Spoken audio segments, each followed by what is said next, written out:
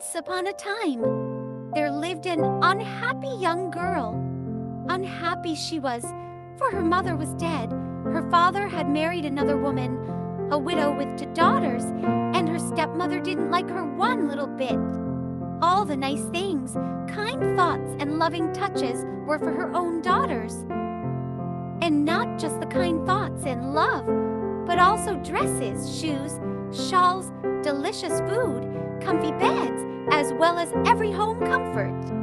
All this was laid on for her daughters. But for the poor unhappy girl, there was nothing at all. No dresses, only her stepsisters' hand-me-downs. No lovely dishes, nothing but scraps. No nice rests and comfort, for she had to work hard all day, and only when evening came was she allowed to sit for a while by the fire near the cinders. That is how she got her nickname, for everybody called her Cinderella. Cinderella used to spend long hours all alone talking to the cat. The cat said, "Meow," which really meant, "Cheer up. You have something neither of your stepsisters have, and that is beauty." It was quite true. Cinderella, even dressed in rags with a dusty gray face from the cinders, was a lovely girl, while her stepsisters, no matter how splendid and elegant their clothes, were still clumsy, lumpy, and ugly, and always would be. One day, beautiful new dresses arrived at the house. A ball was to be held at court, and the stepsisters were getting ready to go to it. Cinderella didn't even dare ask, "What about me?" For she knew very well what the answer to that would be. "You, my dear girl, you're staying at home to wash the dishes, scrub the floors, and turn down the beds for your stepsisters. They will come home tired and very sleepy." Cinderella sighed at the cat. "Oh dear, I'm so unhappy." And the cat murmured, "Meow." Suddenly, something amazing happened. In the kitchen, where Cinderella was sitting all by herself, there was a burst of light, and a fairy appeared. "Don't be alarmed, Cinderella," said the fairy. "The wind blew me your sighs. I know you would love to go to the ball, and so you shall." "How can I, dressed in rags?" Cinderella replied. "The servants will turn me away." The fairy smiled. With a flick of her magic wand, Cinderella found herself wearing the most beautiful dress, the loveliest ever seen in the realm. "Now that we have settled the matter of the dress," said the fairy, "we'll need to get you a coach.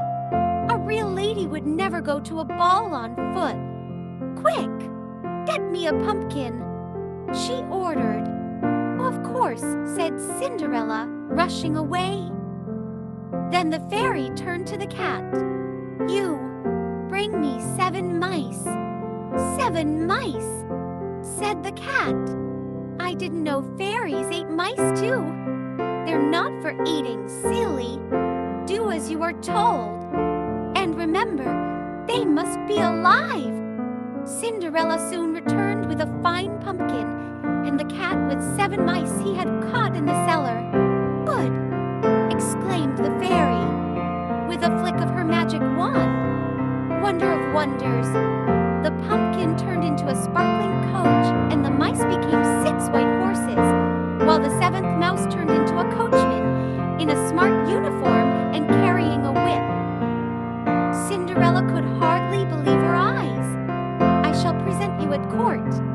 You will soon see that the prince in whose honor the ball is being held will be enchanted by your loveliness.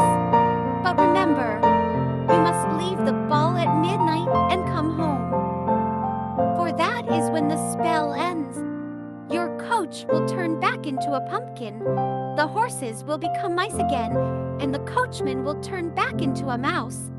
And you will be dressed again in rags and wearing clogs instead of these dainty little slippers. Do you understand?" Cinderella smiled and said, "Yes, I understand." When Cinderella entered the ballroom at the palace, a hush fell. Everyone stopped in mid-sentence to admire her elegance, her beauty and grace. Who can that be? People asked each other. The two stepsisters also wondered who the newcomer was, for never in a month of Sundays would they ever have guessed that the beautiful girl was really poor Cinderella, who talked to the cat. When the prince set eyes on Cinderella, he was struck by her beauty. Walking over to her, he bowed deeply and asked her to dance. And to the great disappointment of all the young ladies, he danced with Cinderella all evening. "Who are you, fair maiden?" the prince kept asking her, but Cinderella only replied, "What does it matter who I am? You will never see me again anyway." "Oh, but I shall, I'm quite certain," he replied. Cinderella and Prince had a wonderful time at the ball. But all of a sudden, she heard the sound of a clock, the first stroke of midnight. She remembered what the fairy had said, and without a word of goodbye, she slipped from the prince's arms and ran down the steps. As she ran, she lost one of her slippers, but not for a moment did she dream of stopping to pick it up. If the last stroke of midnight were to sound, oh, what a disaster that would be! Out she fled and vanished into the night. The prince, who was now madly in love with her, picked up her slipper and said to his ministers, "Go and search everywhere for the girl whose foot this slipper fits. I will never be content until I find her." So the ministers tried the slipper on the foot of all the girls, and on Cinderella's foot as well. Surprise! The slipper fitted perfectly. "That awful untidy girl simply cannot have been at the ball," snapped the stepmother. "Tell the prince he ought to marry one of my two daughters. Can't you see how ugly Cinderella is? Can't you see?"